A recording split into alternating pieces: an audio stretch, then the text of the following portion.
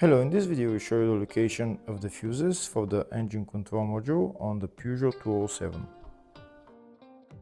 Before I show you the location of the fuses, first I'll show you the location of the main fuse boxes on this Peugeot 207. There is one main fuse box in the engine bay area.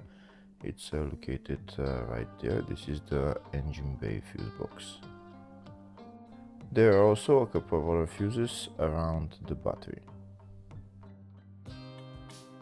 The other main fuse box is the fascia fuse box. It's located right there behind this plastic panel, just underneath the steering wheel. To take out the plastic panel, you put your finger in there and you just pull it out.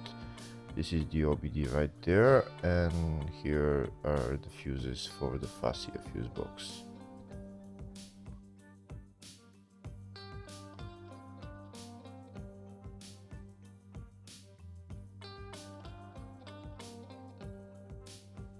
If the video is useful, please subscribe to the channel to see more videos like this. In the description of the video, I have links to tools that I recommend for doing jobs like this. Next, I'll show you a diagram of all the fuse boxes for this Peugeot 207. There is the two main fuse boxes, one in the engine bay and one in the fascia. And then there is two other engine bay fuse boxes, they are little ones around the battery.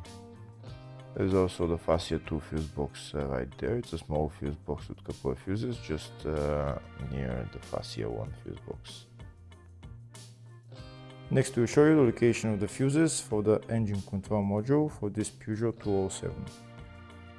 The first two fuses are located in the engine bay 1 fuse box. First of them is F1 and F10. The other fuse is located in the fascia 1 fuse box, and the fuse there is F12. Hopefully the video was helpful. Please like and comment on the video and subscribe to the channel. Thank you.